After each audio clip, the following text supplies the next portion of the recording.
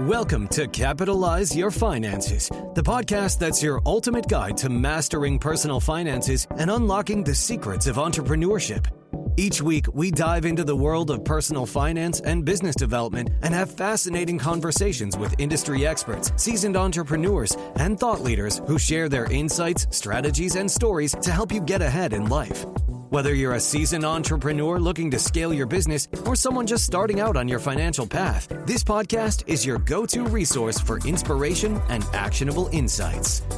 Welcome back to Capitalize Your Finances. As always, I'm your host, Christopher A. Paniotu, certified financial planning professional, the Cap and Capitalize. And today we have an extremely special guest, an international guest from the lands of Canada, which kind of sort of counts, Kyle Grieve. Now, Kyle Grieve is the host of the Millennial Investing podcast and the We Study Billionaires podcast under the umbrella of the Investing Podcast Network, the Investors Podcast Network, the number one stock investment podcast in the world. You are going to want to stick around for this because you are going to learn an immense amount, not only of Kyle's story, how he got into investing, but some of the best investment tips, tricks, and strategies that he uses for his own net worth. If you have any questions about today's episode, if you're interested in the books, the online course, in previous episodes, head on over to capitalizepodcast.com. That's where you're going to get all the information. Now, without further ado, Kyle, welcome to the show.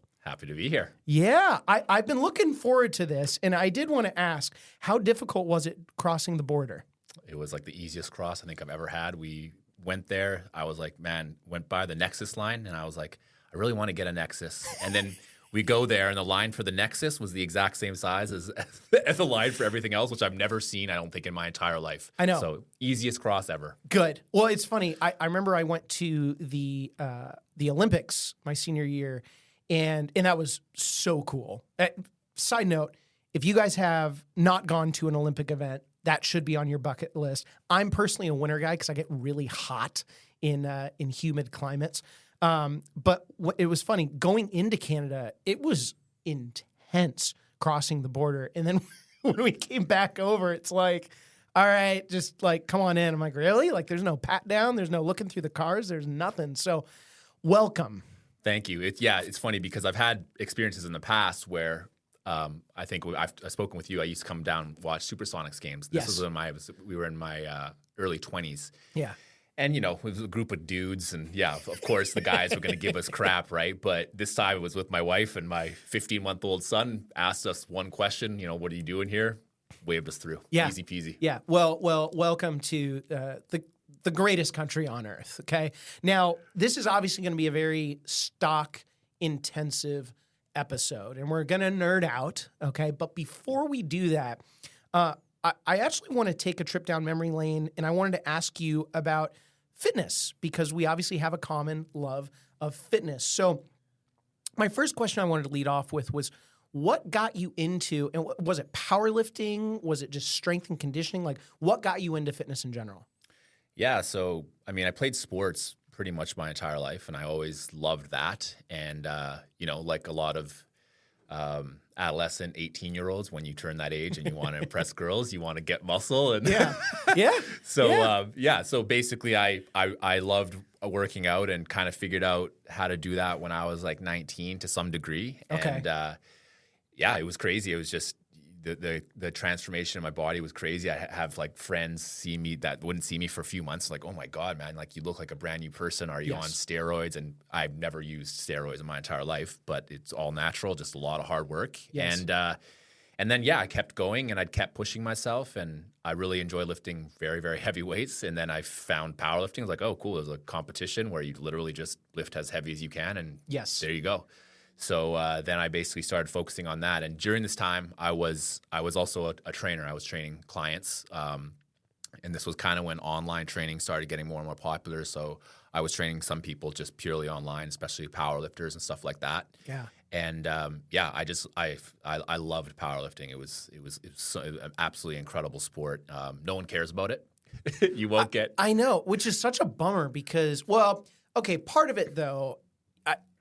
Sometimes I get it because let's face it, like the pro powerlifters, like Shaw and the Mountain and all that, even if you did take steroids, okay, and for those of you that are not watching this, I mean, Kyle is an Adonis of a man, but when it comes to powerlifting, unless you've got the genetic frame of being at least, 6'8" and 400 pounds, it ain't going to happen.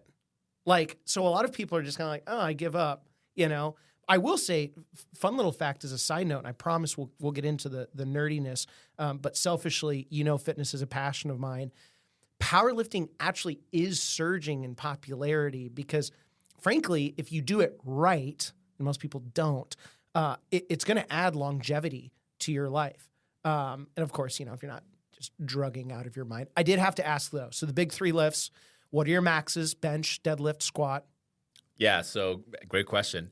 My favorite lift, I think I think you mentioned this when I interviewed you, and yes. You said deadlift, and that's the exact same one for me. Deadlift is my favorite. Okay. My best in competition, I did 700 pounds, which was 317 and a half kilos. Yes. Bench and squat, not amazing. I think bench was 375. That's pretty amazing. Yeah, and then squat, I did 500, but one rep.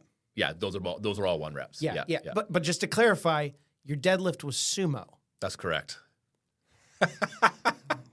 I knew you'd be like this. Yeah, that's going to be up for debate, right? But the squat, you can't get around that. In the bench, you can't get around Absolutely. it. Yeah. I never competed. I remember, and I never did a 1 rep max for squat just because, like, you're going to laugh. I actually thought, like, man, if I really snap my back, like, a disc is just going to shoot out my spine. Like, this just isn't going to happen. So I think I did, like, 450 for 3. My back was sore for a solid week, but then I truly deadlifted 505 conventionally. And I remember that lift took me probably 8 seconds to go from ground to top. And that doesn't sound like a long time, but when your central nervous system is like shutting down and it's just it's exhausting. And then I never did a 1 rep max for bench because I literally thought like I was going to get down here and my rib cage was just going to rip and explode, and I was too big of a wussy to do it. Now, going into fitness, so when you did the online fitness thing, was that like 2010s? Yeah, around then. Dude, so that was like during the bodybuilding.com explosion. Yep. Where it was mayhem. And then you got online trainers and supplementation and just genetic freaks promoting, frankly, garbage, but they got away with it. Okay. Totally. Now, a lot of people, when they get into the fitness side of things, generally speaking, they stick to it. Like they don't diverge and dwell outside of that world. But what made you, after a decade, decide to transition into the world of investing? Yeah, so that was an interesting transition. I mean, I was training people. I did some other things. I had another job that was completely outside of the realm of both fitness and investing, which was doing smart home stuff, which I enjoyed for a short period of time and then stopped enjoying it. Interesting. And that was your own business? No, I worked for somebody else. Okay, got it. Okay. Personal training was my own business. Got it. And so basically in investing particular was in 2017, and that was all into crypto. And I don't know if I can...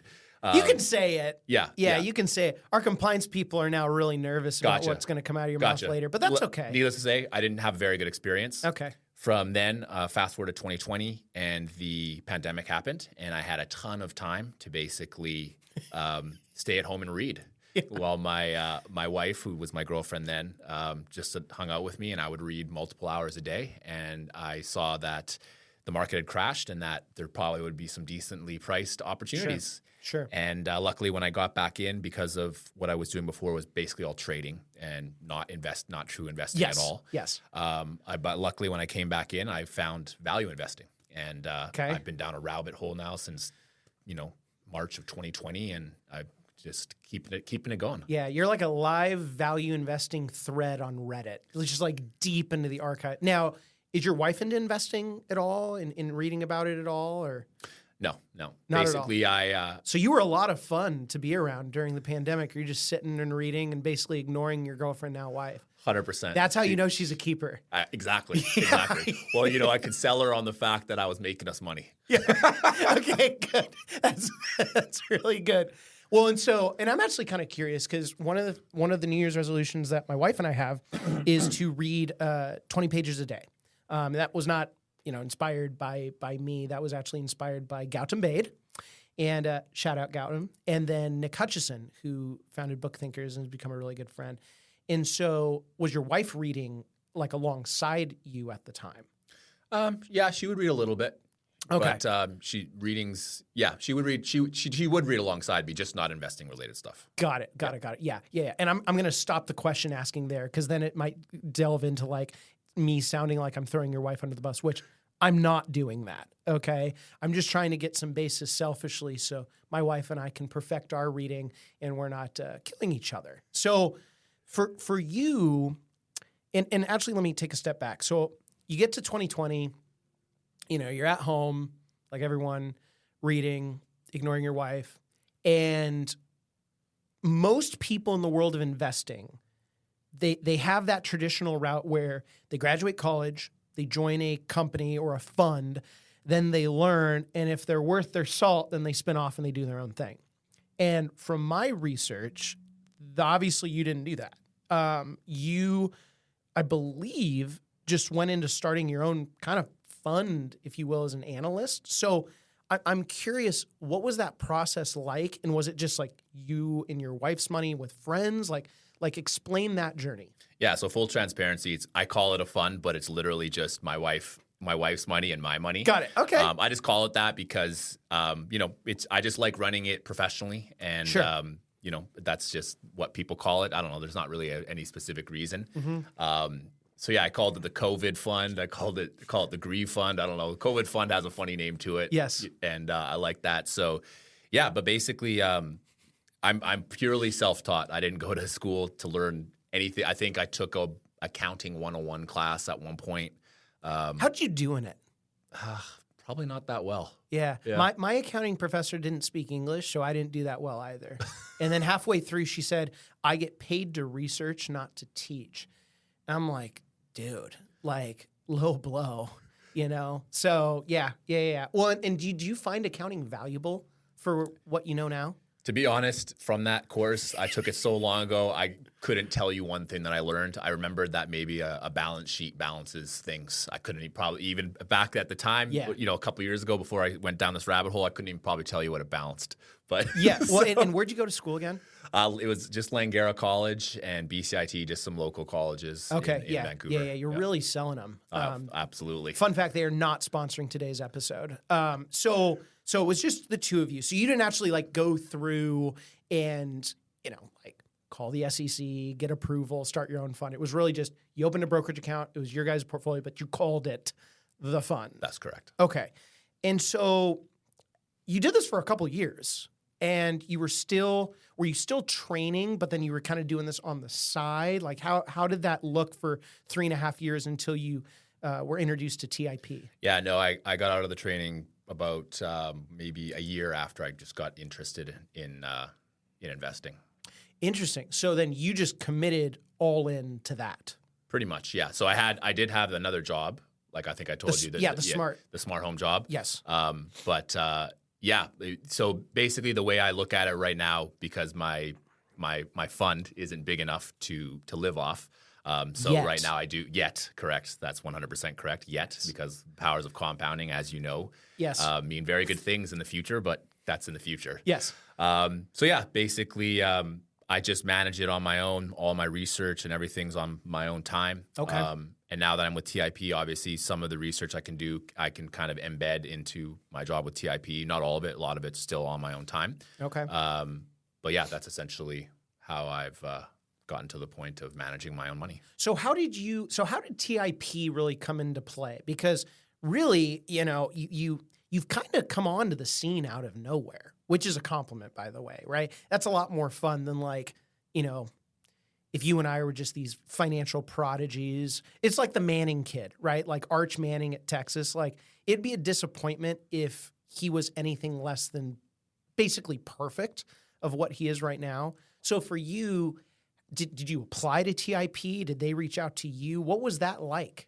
Yeah, so just a short backstory. So basically, when I was investing, I obviously read Munger and Buffett like you did. Yes. And they said that one of the things they talk about is Richard Feynman, who liked to talk about how the best way to learn something is to teach it to somebody else at a very low level. Yeah.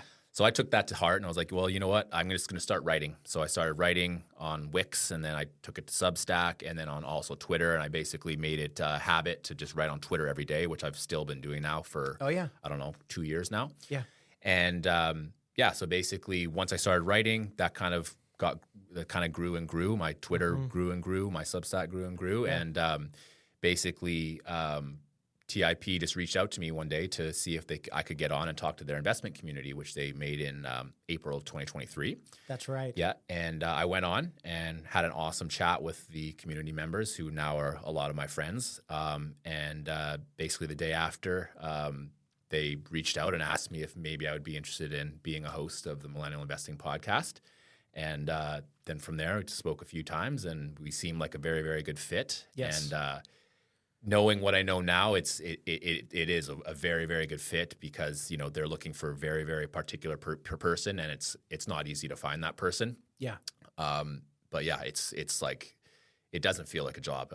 When Warren Buffett said, find something that you can do where you love doing it. It doesn't feel like a job, and you're gonna be happy every day. I feel that way. I absolutely love it. I mean, I literally. What I was doing before with all my reading and stuff, I can just, 5X that, and now that's a job. Yeah. And I absolutely love it. It's the dream, man. I would say it's the American dream, but you are from Canada, so That's correct. I can't speak for the Canadian dream, but I'm assuming, right, they're very, very similar. I'm still waiting for the invite to that group, by the way, but that's okay. I'm not going to hold any bars judged. Now, for you, because when you were in fitness, so like you had your own personal training business or group of clients, right? So were you out there actively selling? Were you out there marketing? Like, what was that like? And the reason why I'm asking it is, did you ever think in your wildest dreams you would go from like selling your services as a personal trainer and then basically cloning that into now hosting some of the best investors in the world? No, not one bit. I mean, Yeah. I was very interested back then in research process and nutrition and learning how to get stronger and lift more weights and not hurt yourself and dealing with injuries.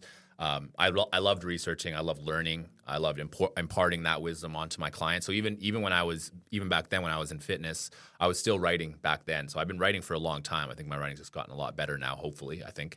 I think so. And I can confirm that. Excellent. Yes. And so no, I 100% never entered my mind that I would be doing a podcast specifically in investing. Absolutely not. But I have kind of this obsessive personality. When I find something that really interests me, I just dive head in. Yeah. And the thing that's interesting about investing though is like, it's not a game really that you ever master. You continuously are learning more and more and more, and you're getting better and better. Incrementally, it might be 0.1%. If you get better 1% a year, I mean that's probably impossible because you'll eventually get to 100% or whatever. Yes. You just get a little bit better, and there's so many cool things to learn, and there's so many interesting things that are embedded into the world that are completely directly involved with investing. So it's it's a game that I love and that never ends. Well, and I think that's the huge difference between planning and investing. I mean, obviously you read my book and plugged it. And I loved coming on your show, by the way. And with planning, it's one of those things where once you understand 50,000 foot what you need to do, clients probably won't like this, but I don't really care. It doesn't really change. Obviously, plans change, but the framework doesn't really alter. You're just shifting things around like a puzzle. But to your point, the investing side of things, it's an always changing and alternating world. Like just when you think you've got it down, something's going to just slap you in the mouth, and you got to go back and basically relearn, or maybe not relearn, but kind of recalibrate and re-energize yourself into the new realm of investing. I'm not saying it's like the new normal because it's like, but like there are new things like Adam Cecil's book that blew my brains out. And then I don't know. Did you ever, oh my gosh, Fred Martin. Have you heard of Fred Martin? Okay.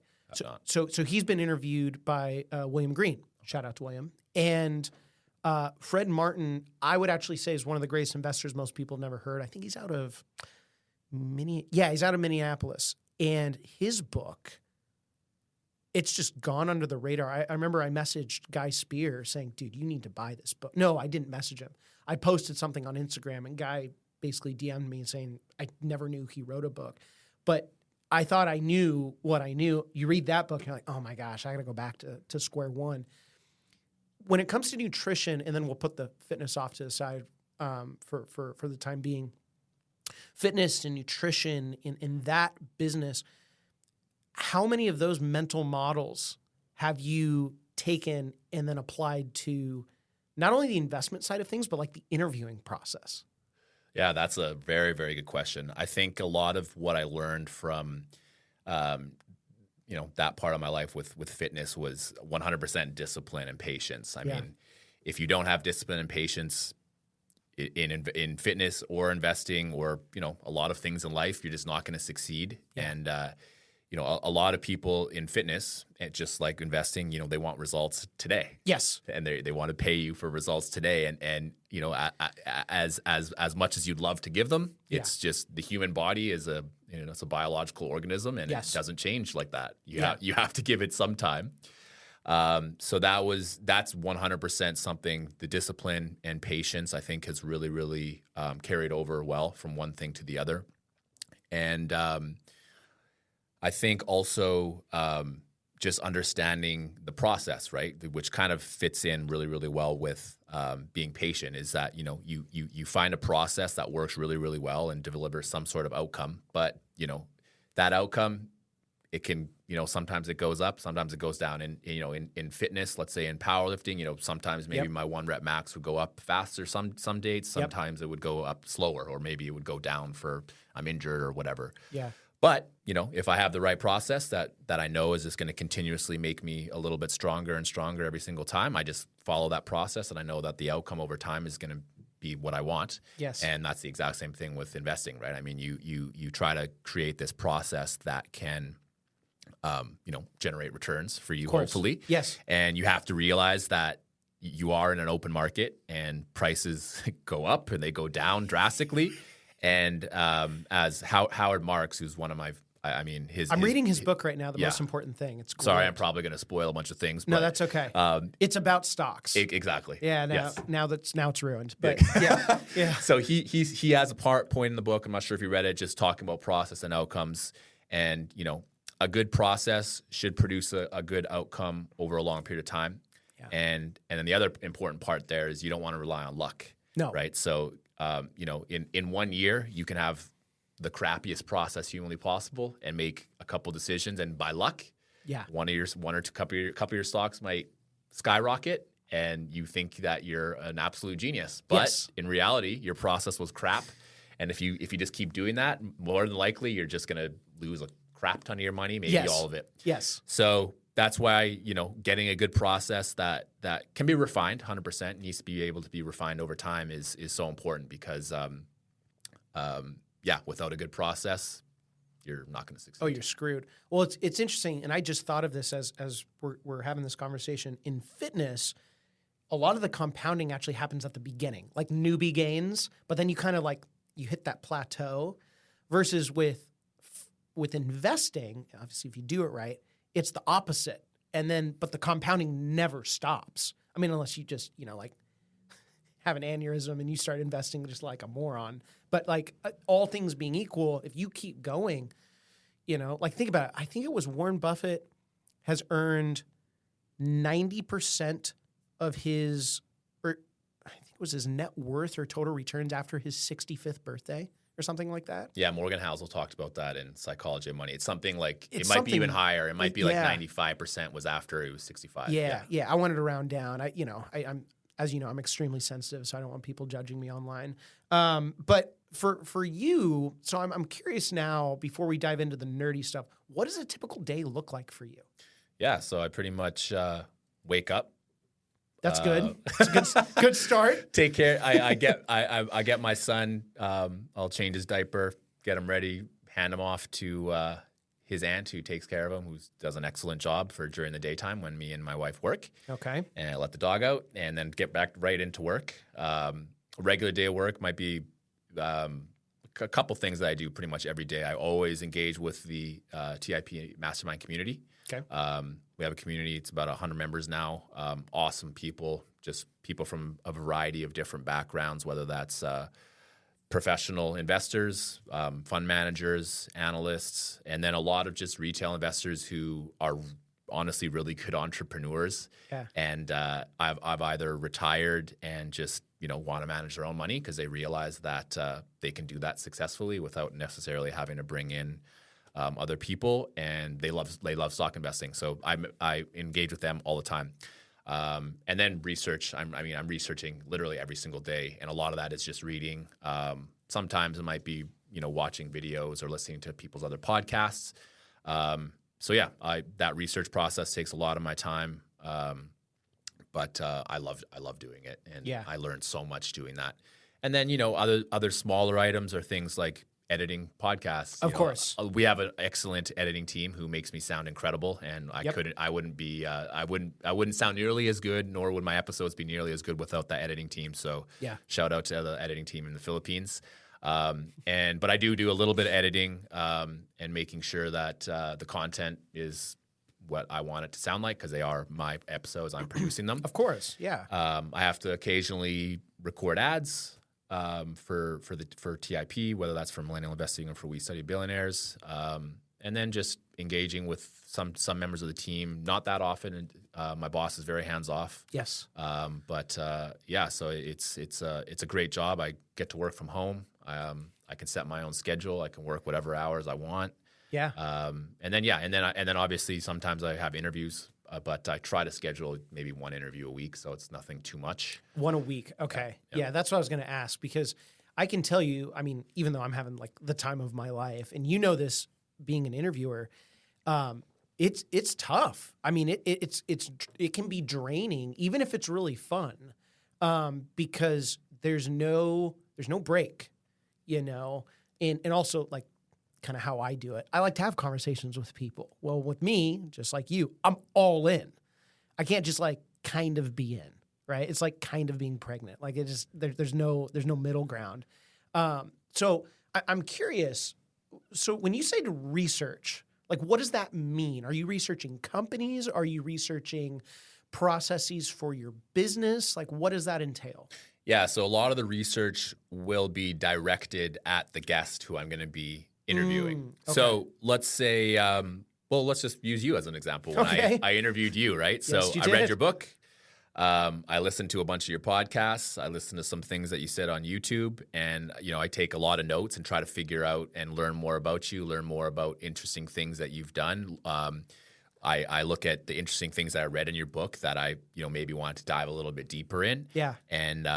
And then so I create a whole bunch of questions and try to refine them and word them the way I want to. So that's kind of one end of the research. And then, so let's say I'm interviewing a hedge fund manager, and maybe he wants to talk about a stock on the episode. So in that case, then I'll do the same thing. So maybe I'll read a couple of his fund letters. Maybe he's been on a podcast that I can listen to. Maybe he's been on YouTube videos or whatever. And then so I'll do the exact same thing I did if I interviewed you, and then I'd also look at the business. So at the business, if it's a business I'm not interested in owning, obviously it's harder to get super in, because when you want to learn something, you need to have some skin in the game, right? Yes. But obviously, I feel like with all the processes that I've made with learning how to find businesses that I really like, I can use that the exact same way with businesses that I can interview people about. So, I'm just asking them questions about with the business and trying to figure out what my listeners would want to learn, to see if maybe they want to invest in it themselves, or just learn more about that industry, or learn about management, or whatever. Yeah. Well, and I can tell you, so that type of research, having like a guest on, I don't think people realize how much goes into that, because and we have people hit us up all the time like, oh my gosh, I'd love to be on your show. And, I don't say this out loud, but in my head, I'm like, and what am I going to ask you? Like, I don't know anything about you. There's nothing online. It's like, okay, if you want your ego stroked, great, but that doesn't do anything, and for you, because I love what you're doing. And we spoke about this right before we hopped on the show. You are looking for, as much as we can, finding the absolute truth in the world of investing. For me, it's the absolute truth of personal finance and planning and also investing in entrepreneurship and business.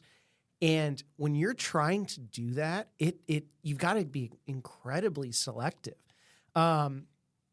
Obviously, not naming names, but have you ever had interviews come up and you're like reading a book and you're researching and it's just like, it's a slog and you're just like, dude, I just want to cancel this thing. I'm done. Yes. Yeah, I definitely have. Who are they? No, I'm totally kidding. Yeah, no, I mean, sometimes you get people who, maybe they wrote a book or they do something and, the interview just doesn't go the way, either the interview doesn't go the way you thought it was, or the content they produce, maybe you didn't do enough due diligence. Usually I try to do a lot of due diligence before I get them on to make sure that I'm actually interested in the content that they're writing about. Yes. But yeah, I mean, a lot of the times it just kind of depends on the guest that's coming on. I do the best job I can to prepare, and then of course try to lead it off with them. And some people deliver incredibly, and some people it might not just maybe they're having a bad day, or maybe they just don't understand the podcasting process as well, and it can be hard. Oh yeah, you get someone on, and like as technology is not our friend more often than not. And we had one person come on and they didn't want to come in. I'm like, okay, it's fine. I'll do a video, even though we're kind of not doing that anymore. And then they do it and like you only see their eyes and they're just like on the camera. They're like, is this working? I'm like, dude, yeah. And it was a headache. It was a disaster. And the camera went off halfway through. It was awful. So I think it's time. It is time that we get into the nerdiness of investing. So what was the first book that you read that sparked your interest about investing? Yeah, that's a great question. So it's funny. This is a book that's not really talked about that much, but it's Invested by Phil and Danielle Town. They have a podcast as well, and I think they did a very, very good job on that book of basically showing value investing in like a very, very simple way that someone who's brand new can kind of easily access. Because, just investing in general can be super complicated. Yeah. And obviously a lot of these other books that I read now, someone who has no idea about what value investing is might not get much out of it because they're like, 90% of this is going right over my head. Yeah. But I felt like Invested did a really good job of, telling you what value investing is, and then kind of giving you the nuts and bolts of, how to actually do it in your own way and customize it to yourself. But so yeah, I really like that. I got a lot out of listening to their podcast because essentially it was Phil talking to his daughter, and his daughter was brand new and didn't really know about investing. So how old was his daughter? I think when they started, it would have been, I don't know 5 years ago. And I think his daughter would have been in her mid 30s or something. Oh, okay. So we're not. She's not like 5 years old. No. Yeah. And it's cool because she pushes back on a lot of things, and they have really good conversation. And you get kind of two sides of it. Oh, interesting. Yeah. So yeah, that was really good, and that book taught me a lot and kind of built a really good base of stuff that I still use today. And then so that's one book I definitely recommend. And say the title one more time for our listeners. It's called Invested. Invested. Yeah, by Phil and Danielle Town. It's a really original name. It is. Yeah, I'm actually shocked that it wasn't taken already. Right now, what books followed? Yeah, so I think a lot about the books that have kind of impacted me the most. So the one that you're reading right now, by The Most Important Thing by Howard Marks. Yes. I mean, that's a must read. I mean, it talks about a lot of different things, but in my opinion, if you're looking to learn about risk, it's probably the best investing book I've read about risk. It's really easy to read. He's not using complicated numbers or formulas, But man, he knows, he understands risk. And the problem is a lot of investors, they don't want to think about risk. They think that the market goes up all the time, and it doesn't. Yes. And so, I like going over it even when the market's euphoric, just to remember that, okay, when the market is euphoric and the prices are going up, that's when risk rises. And that's not intuitive to people. People think that, okay, the market's going up, well, I'm going to put my money in because it's probably going to keep going up. And in reality, that's unfortunately not the way it works. So, that book was great. He has another book called Mastering the Market Cycle, which it's good, but don't really need to get into that too much detail. Didn't have as big of an impact. Yeah. The Intelligent Investor, of course. In my opinion, I actually haven't even read it from cover to cover in my entire life. The Intelligent Investor. The Intelligent Investor. I would recommend you read the Jason Zweig one. Yes. So Buffett says chapter 8 and 20. So I've read chapter 8 and 20 of the Intelligent Investor, I don't know, maybe 10 times. Yeah. And I've picked and choose little parts in between, but it's funny because chapter, I don't even know how many chapters in that book. Obviously, it's above 20, but it's like less than 10% of the book, and that alone, just like the Mr. Market analogy, and thinking of owning a business as a business owner and margin of safety, those are so important. And I think that Benjamin Graham did an incredible job of explaining what that is. Yeah. And like you said, the Jason Zweig one was really good because you get Jason Zweig's kind of commentary. That was my first book that I read. Yeah. So great book. Capitalizers, this episode is sponsored by the best-selling book, Capitalize Your Finances, the how-to framework that takes you from compoundingly clueless to monetarily magnificent. Regardless of where you're at in your financial life, whether you're just beginning to express interest and commitment to your personal finances, at the pinnacle of your career, winding down into retirement, or thinking about your legacy for future generations, this book walks you through every step of the way so you can succeed on your terms and with your own values and passions guiding you. After reading this book, you will officially have Christopher A. Panayotou, the Cap in Capitalize, in your back pocket, guiding you in detail through every step of the way so that you can take charge of your finances, not the other way around. Head on over to Amazon.com today and start capitalizing your finances to the fullest with this incredible book, Capitalize Your Finances, the how-to financial framework that takes you from compoundingly clueless to monetarily magnificent. And now, back to the episode.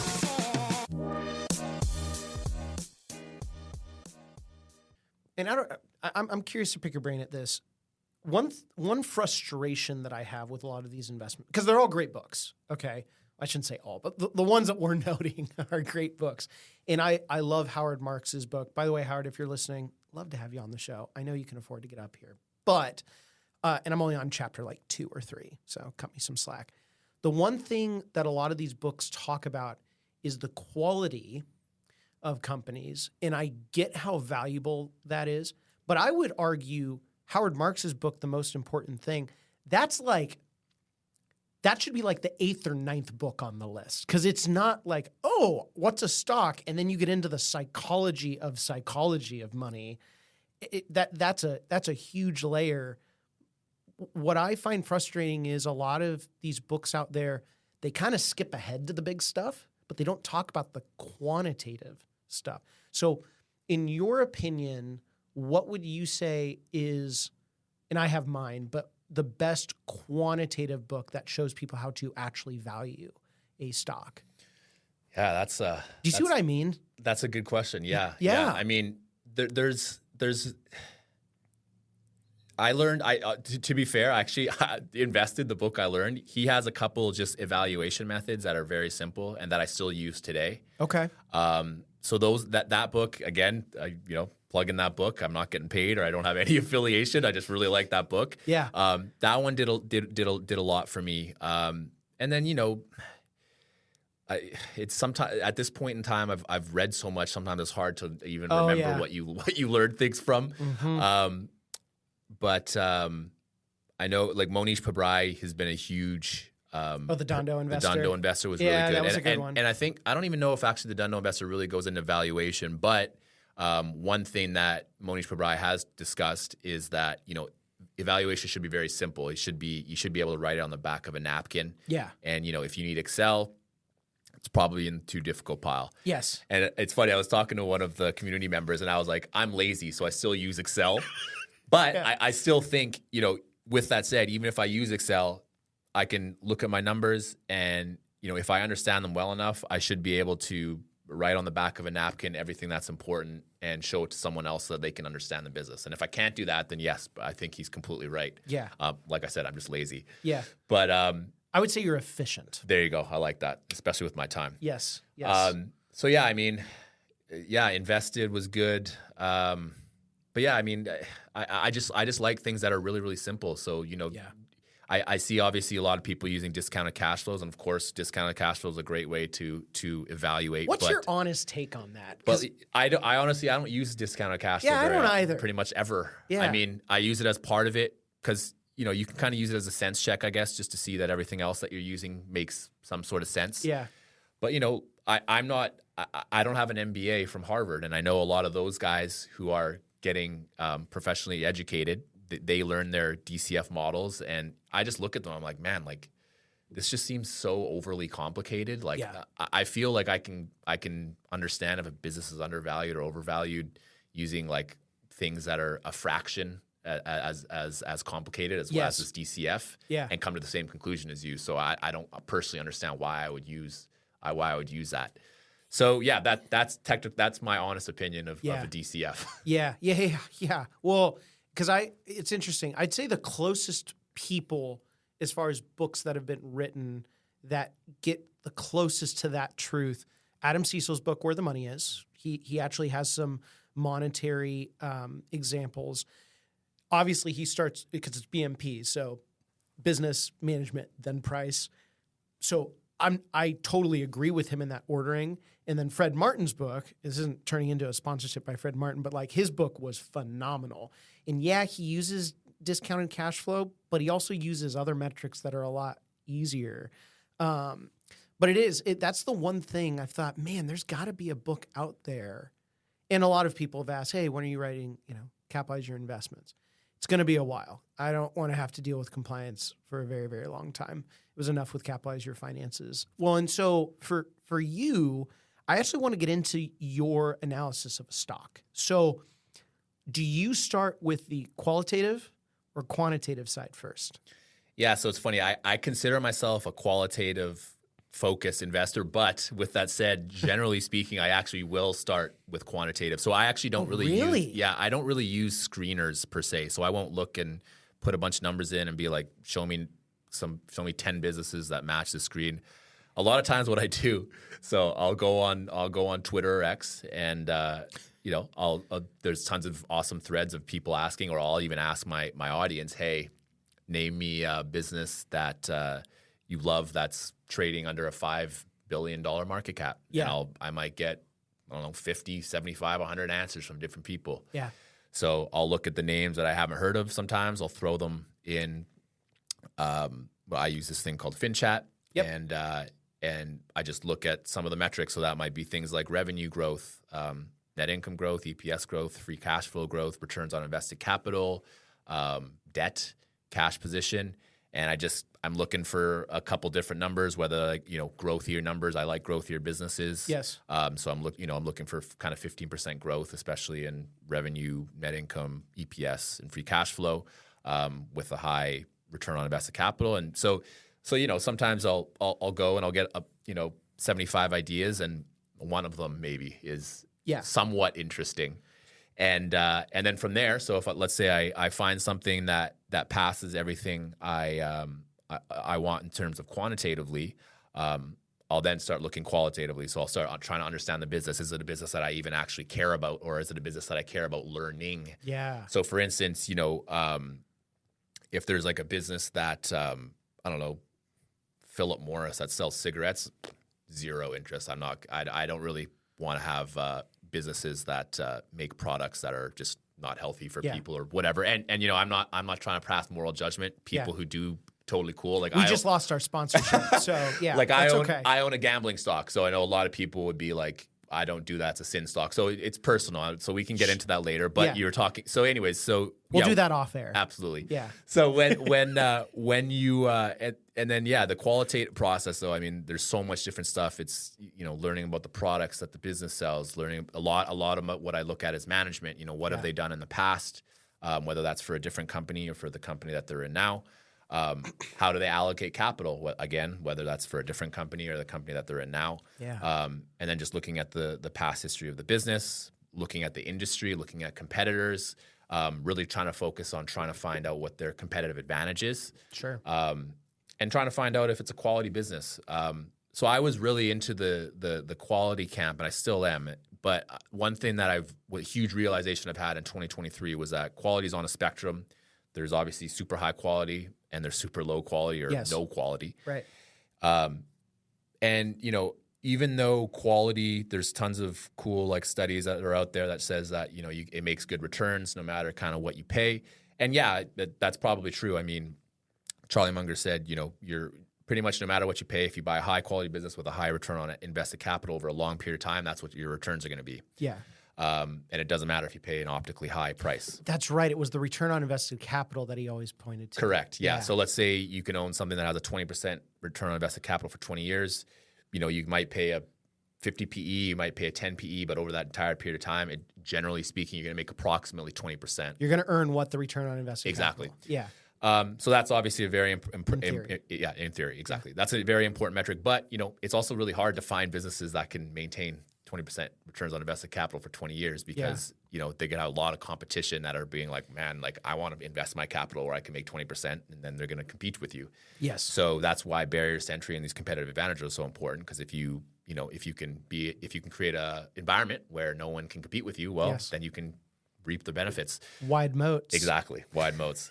So anyways, going back to kind of that quality thing is that, I realize now that, you can be on various areas of that spectrum of quality and still succeed in investing because, obviously I want quality businesses, but I realize that, when you look at the value end of things, you can get very, very decently quality businesses at really, really low prices. Yeah. And while I admit I probably might not be able to hold them for 20 years, I can still make really good gains. So I have a mixture. I call them my kind of stalwarts, which are hopefully businesses that I can hold for the next 10 to 20 years. Yeah. And then I have my inflection point businesses, which I struggle with this because I was like, oh man, I love high quality, but man, some of these businesses that are they're really high growth, but they're very, very young. They're younger companies and they're a lot smaller companies. Yeah. Sure. So and part of that growth component is duration, right? You need to show that over a long period of time. So they're at inflection points. They're all really profitable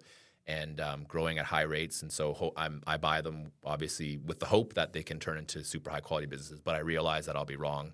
And that's okay. But during that period where they're growing, they can still generate really, really good returns. Yeah. And then before that, just backtrack kind of why I got to this conclusion was that I was looking for high quality businesses that were big and I was still wrong all the time. So I was like, well, I may as well look at on the spectrum of quality and try to find just the best opportunity possible out there for me. Yeah. I was going to say, you are so much more sophisticated than me. I have a difference between, I call, instead of, the inflection point or the stalwarts, right? That's way too big of words for me. Mine are my under my pillow companies where I know I'm going to wake up and they're going to be there.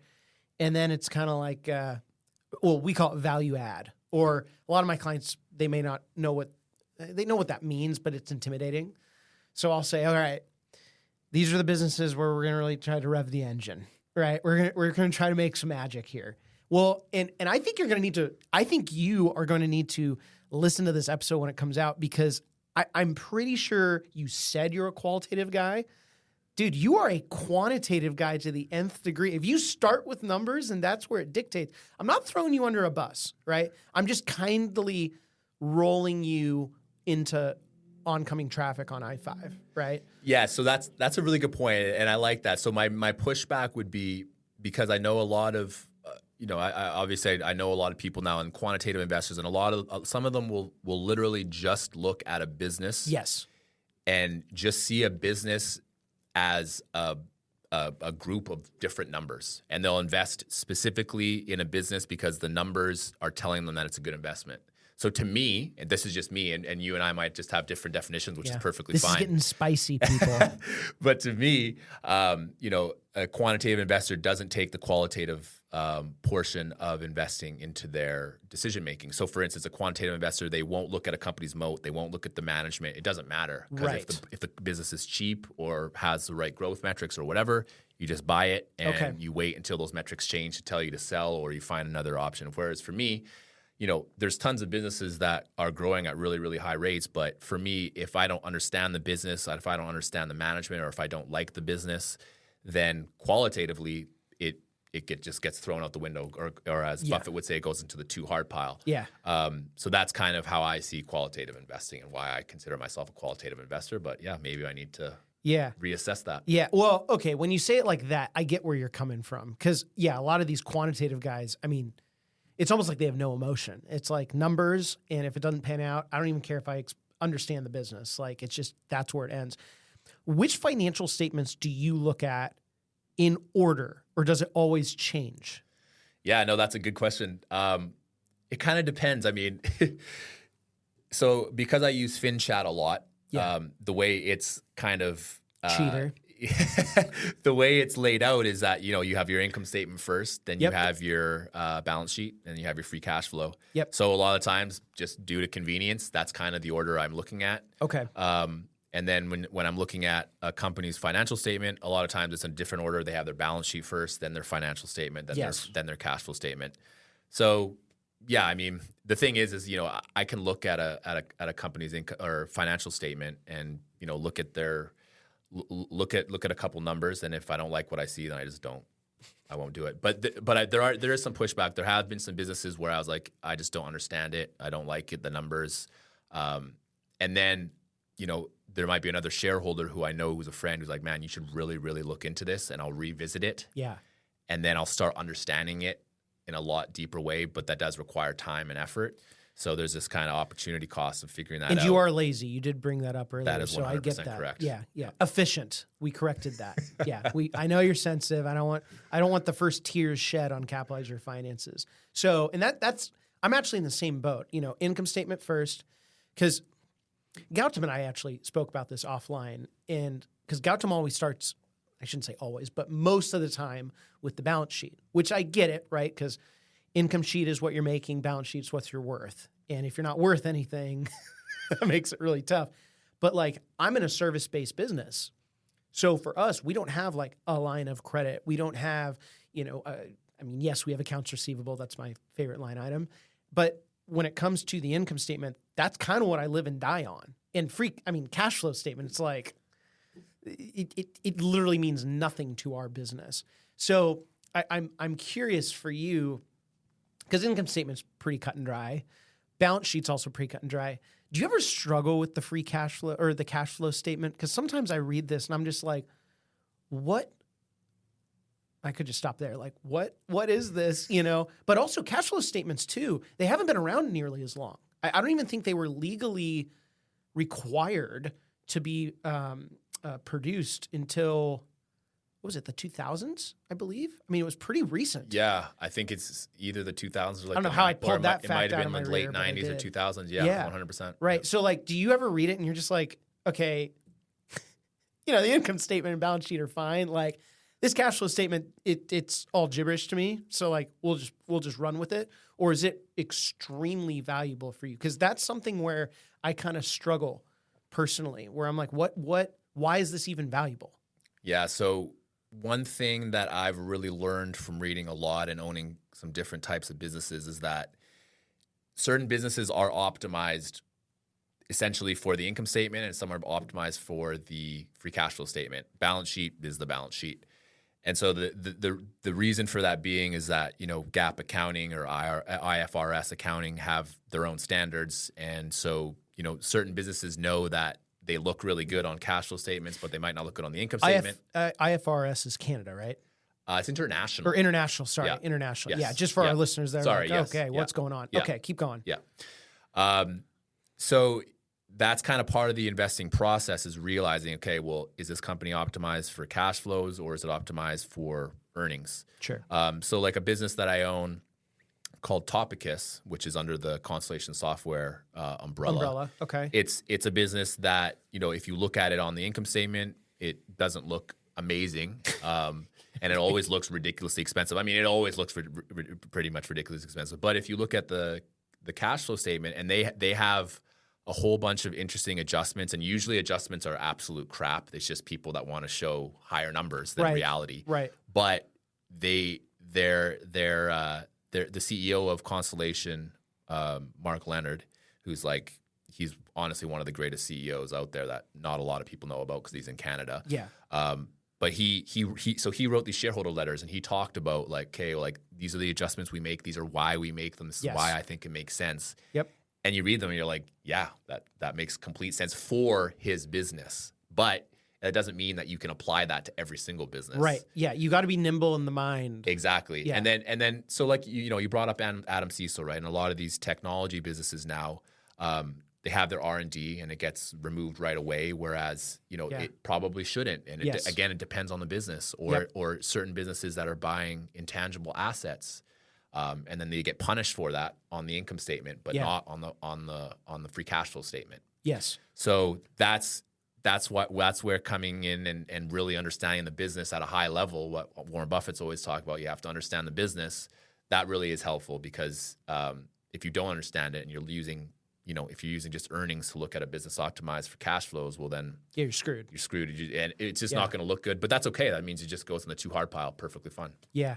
Well, and that's a fascinating trait. And by the way, to the listeners out there, obviously that's not investment advice. Kyle's just telling you kind of what he's thought of when it comes to investing. But you've really got to be nimble when it comes to understanding how to invest, because a lot of people will ask me. In fact, okay, my gastroenterologist, who's one of our family friends, we were at dinner. We get dinner every Christmas. And he goes, "What's the best investment book you've ever read?" I'm like, dude, that's a loaded question because it depends what you're investing. So I was explaining to him, if you're investing in a stock portfolio, that's a totally different mental model, and you and I know that, versus a private credit investment where it's lending. That's where you need volume. I've got 3 companies I lend to. If one of them go under, you're screwed, and then real estate or even private equity, because privately owned businesses. And so, that mentality, I just wish people would hear what you just said. You've always got to be nimble in the mind when it comes to investing. And I'm kind of curious, what filings do you read? And, is there an order to those? And also, more importantly, which ones do you find not helpful at all? Yeah, so that's a good question about the not helpful at all. But so basically what I will read, financial statements. Obviously, every quarter, businesses come out with their financial statements, and then they'll usually accompany that with their management discussion and analysis where they talk about the numbers on the financial statement. So obviously, financial statement just gives you audited numbers that are really important for you to know if you're following a business. And then the MD&A, management discussion analysis, shows what them talking about specific numbers and kind of KPIs. So that's really important to follow both of those. And then, you can use other services that give you the Q&A, or you can listen to it, read it, whatever. And then, so if you get into the weeds, there's tons of other statements.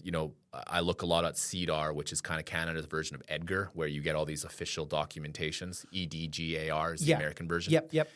And these are government-run websites, and oof, man, they're not user-friendly at all. No, they're are very not. ugly. Yeah. And so obviously Canada and US, we have our own kind of naming, and so there's certain things that I really like. So one I really like is it's like a management circular. So I think that's probably called the same thing in the US. And that's really interesting because it tells you about what the board of the business is doing. So, why would you care what the board is doing? Well, there's a lot of reasons. One is they think of the remuneration for management. So how much are they going to get paid? What are they getting incentivized on? Are they incentivizing them just to increase the stock price? Are they incentivizing them to, maintain some sort of return on invested capital benchmark. There's so many different things. And then also it tells you how much they make. So, if you see some CEOs making, I don't know, let's say he's making 10 times what every other CEO in the industry is doing. Sure. But the business is not great. Well, why are they paying them that much money? Doesn't make any sense. Right. Yeah. And then same thing, you can find out options, what kind of options and warrants they got going on. So I think that one's really underrated, and a lot of people don't look at it. And, it's just, if you want to really analyze a company, you got to do things that other people aren't doing. And that's just one way to kind of get ahead. Yeah. And then, I mean, really, I don't think there's anything that's useless. It's just, it really depends on what you're looking for. But those three, the financial statements, the circular, and the MD&A are probably the three most important ones, I think. Yeah. Well, and for me, I always find like the 8Ks and the 10Qs and the 10Ks. Yeah, and those are all similar. Yeah, to just the different similar nomenclature. Things. Yeah. One thing that's interesting, I remember Adam and I were talking, and because I was always really big into 13Fs, because you see insider trading and that can be extremely valuable. But I remember Adam, he's like, he candidly said, like, why do you care? I'm like, well, what do you mean, why do I care? Like, I should know if there's skin in the game and all that fun stuff. And he's like, well, I mean, but if it's a good business, like, it doesn't matter. Like, joke's on them if they're not owning the good business that they're already in. I was like, oh, that's kind of a good way to think about it. So I still find 13Fs valuable, but I don't look at it as like, oh my gosh, I'm just going to make this up. Like, Tim Cook just bought another 100 million of Apple. Like, we're all in.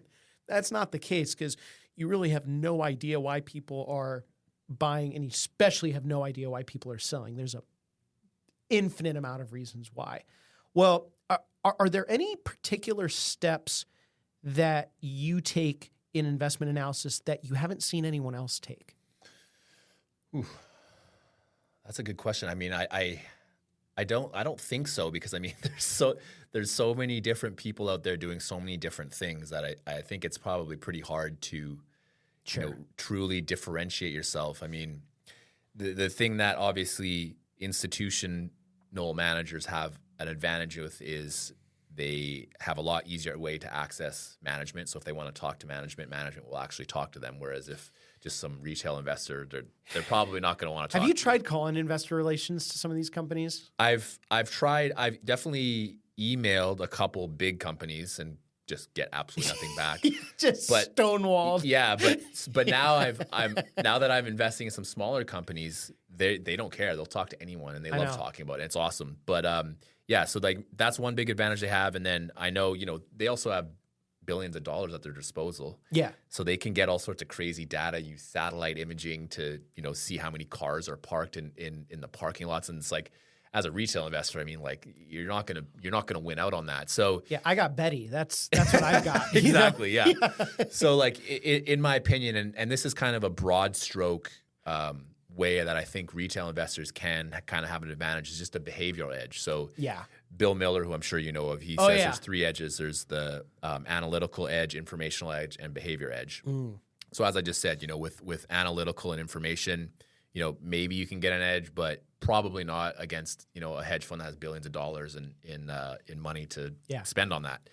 But behavior is a huge edge. So where I think I have an edge is, I can do things. I don't have to worry about pleasing other shareholders, and, I don't have to try to do well every quarter. I don't care how I do every quarter. I care how I do over, 10, 15, even a year 20 doesn't years. matter. 5 years doesn't really matter. Yeah. No. So, I can have a position drop in 50% and I don't care. It's cool. I can buy more. Yeah. Whereas a hedge fund, they're like, oh crap, we got to sell because we don't want to lose more and show to our investors next quarter that I know, we lost it's money. Wild. So, and that's just, I mean, there's tons of different advantages, but yeah, I mean, to your original question, I think it's hard to kind of say anything I do specifically that other people aren't doing. Just, I mean, there's a lot of money in this, and people have figured out tons and tons of things to do. So I kind of just do my own thing, and I pick and choose from what I think is most useful for myself. That might not be useful for other people. I'm not giving financial advice. Everything I do is just it's for myself. But so like I said, I think that behavioral edge, though, if you're out there listening, it's an interesting one to learn about because there's some really interesting things to learn there. So I was on a show, I think it was last week or a couple weeks ago, and someone asked me, who are some of the best people you've surrounded yourself with as far as learning, investing, and planning. And, planning is kind of all, it's not all self-taught, but like it really has been. I mean, I've been researching. I'll show you in my office. I've got stacks of trees that I've cut down in the forms of paper and read copious amounts. But when it comes to investing, and, obviously I can be a joking guy and all of that, I'm dead serious. The best investment minds, if you're trying to get an edge on behavior, find people in our industry that are literally on the spectrum and pick their brain. And I'm dead serious, because when you have that, they really don't have the emotional trait. And so they can just, stare down the barrel of a gun, metaphorically, and just hold through hell to high water. And some of my favorite investors and asset managers that are definitely on that spectrum to a degree, I'll talk to them for hours and just listen. And, you don't put them in front of clients, but like when it comes to just learning, it's finding that behavioral edge, because they really do. They've unlocked something in their mind, and it really is. It's a God-given gift. I wish I had it, which, if I have it or not, that's up for debate, because I say some pretty wonky stuff. But I got a couple of fun questions for you, okay? So you're a lifelong gamer, as am I and my brother, but you played Madden and StarCraft, I believe. So I have to ask, what skills did you take away from gaming that transitioned into the world of investing? Yeah, I love that question. So, I asked you about Madden, and to be honest, we talked a little bit how it's a strategy game, and so is StarCraft. So both these games are literally about strategy. And it's funny because there's certain games, for instance, like, I still sometimes play games with my friends, like, for instance, NBA. Okay. Where, you're kind of just shooting the ball, and a lot of times it goes in and sometimes it doesn't. And it kind of just feels like a lot of it's just luck, right? Yes. Whereas, and kind of going back to what we're talking about here with a process and your outcome, if you have a good process, you don't need luck to succeed. Like, sure, you might have some times where you don't win or whatever. But like, so I played Madden with my one friend for like... You have more than one friend. Of course. I do have more than one. I know you've got at least three now, because Ty and I, actually four, and Betty. All right, yeah. So Madden. I had one friend I played a lot of Madden with. Okay. And I don't know how many times we played this. This was probably over like a decade. And he beat me one time, and we probably played, I don't know how many hundreds of times we played. So clearly I had some sort of strategy in that game that was making me able to win almost all the time. And he played, he was decent, but I spent more time playing that game. So, and it's the same thing with StarCraft. StarCraft is a game where I can go and, let's say I play a professional gamer, probably some 13-year-old kid in Korea. Yeah. And I can play that kid 1,000 times and I'll lose 1,000 times. Yes, you will. Yeah, StarCraft is a game of skill. So, obviously with Madden, I would say it's somewhat similar. I mean, if I suck now because I haven't played in a long time, but I'm sure if I played the best Madden player on earth, he's probably going to beat me every single time. Yeah. Whereas NBA, I don't know if that same thing exists. So exactly. So what that really taught me is that in those two games, I really learned how to use strategy and how to create that, like I was talking about with fitness, that process. Yes. So everything, and it's interesting for me just to think about it, but a lot of things I do is learning processes and how to use those processes and improve those processes over time to generate the outcome that I want. So I think with gaming and with Madden, with StarCraft, I played online all the time against people, and it would rank me and blah blah blah. And yeah, it was just fun to get a strategy together, and even look back at my games and make like literally practice certain areas where I was weak or where I was strong in to try to improve those areas. Yeah. So yeah, and to that point, it's the same kind of thing in investing, right? I mean, you need experience, but you find out kind of what your advantages are and what you're good at and what you're bad at, and you kind of try to highlight the things that you're good at and try to focus all your efforts on that. Whereas the things you're bad at, obviously, some of them you might need to improve upon, but some of them you can just be like, I'm just not going to play that game. Yeah. And so we didn't get into any jujitsu, but I also do jujitsu, and jujitsu is literally just a strategy game. Just it's a big puzzle. Using your own body. Exactly. Yeah. And it's the exact same thing. You know, like I have my own game. I've been training now for 10 years. So I have my game, and I try to filter people into what I know I have an advantage in. Yeah. And obviously, if I can filter them into that part, I have a huge advantage, and I'm probably going to be able to win. Yeah.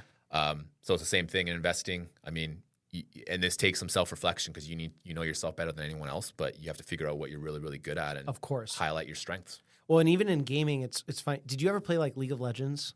I didn't actually ever play League of Legends. Oh my gosh. So you had a troubled childhood. We got that. So my brother and I played League of Legends, and then we played this game called Heroes of the Storm, which was basically like Blizzard's equivalent. This is a quick tangent. But in those games, and especially World of Warcraft, I think looking back at my character or my brother's characters, they really were a microcosm of who we are as businessmen. So like my brother is infinitely kinder and soft-hearted as opposed to me. And so my brother was always like a supportive character, like healing or, just support.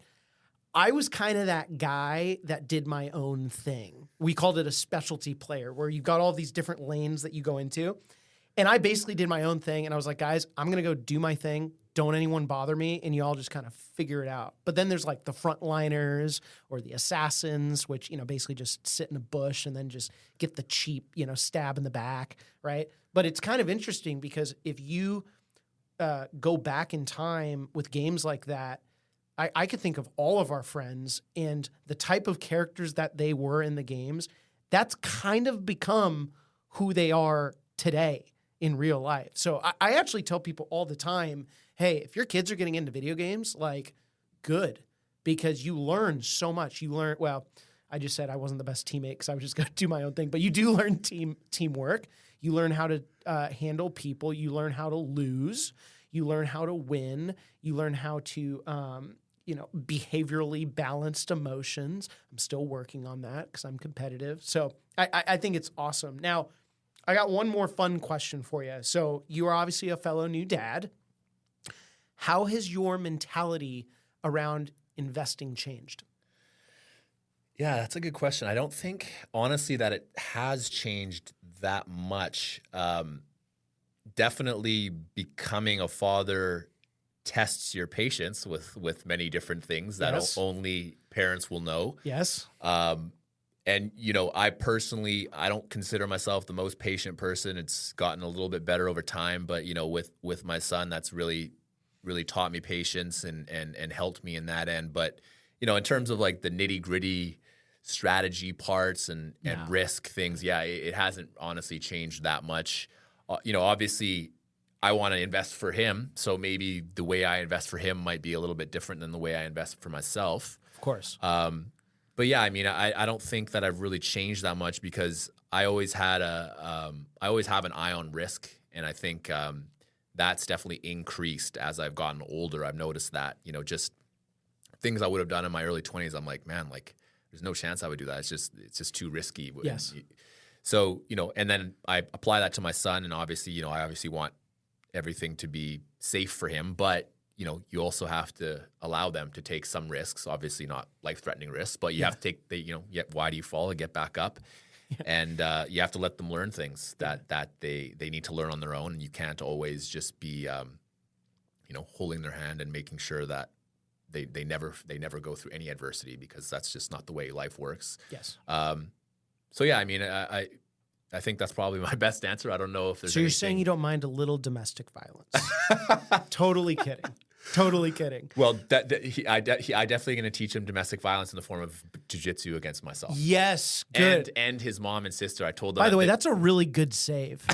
That's a really good save. Right. Okay. I told my sister-in-law and my wife, I'm like, you guys are going to need to know jiu-jitsu because I'm going to teach him, and he's going to be kicking your guys' asses. Yes. So be prepared. Yes, absolutely. No, I cannot wait to hear it. Now, I've got a couple rapid-fire questions for you, okay?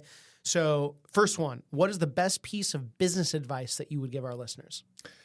My best piece of advice would 100% be to focus on what you know best and what you enjoy. Okay. And then the last rapid fire question. What is the best piece of advice you would give our listeners that are trying to capitalize on their finances? Ooh, I like that one. It would be to make sure that you are you have a process in place, whether that's basically creating your own process or hiring someone like yourself to help them create an excellent process that's easy for them to follow. That is a great answer. Now, Kyle, I've had a blast. My brother has had a blast. We have all had a blast having you in. And we're going to have you in again if you're able to hop over the border ever again after this episode. So where can our followers best go and support you?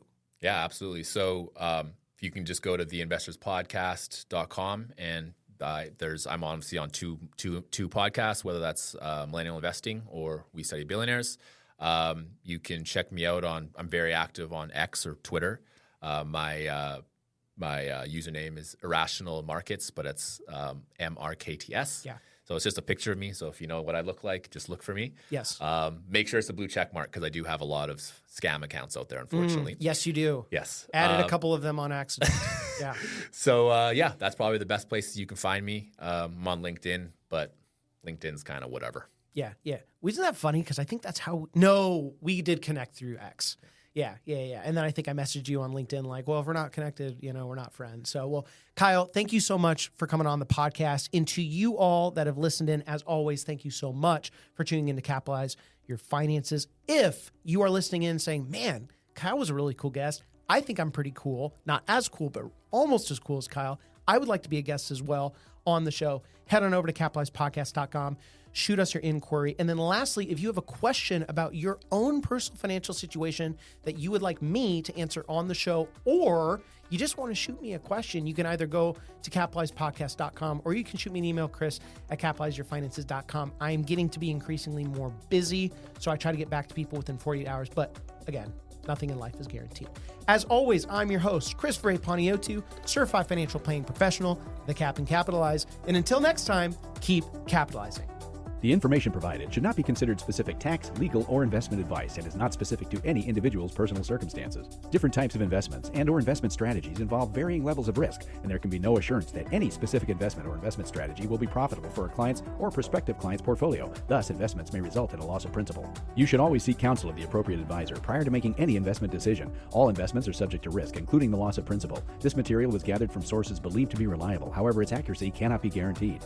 This material should not be considered a solicitation of an offer to sell or buy any specific security or offering. Investors should consult a financial professional to determine whether risks associated with an investment in the shares are compatible with their investment objectives. Christopher Poniotu is a registered representative with and securities and advisory services offered through LPL Financial, a registered investment advisor and member FINRA SIPC. The investment professionals are affiliated with LPL Financial and are conducting business using the name Capitalize Your Finances, a separate entity from LPL Financial. Kyle Grieve and any other individual or company mentioned in this podcast are not affiliated with Capitalize Your Finances or LPL Financial.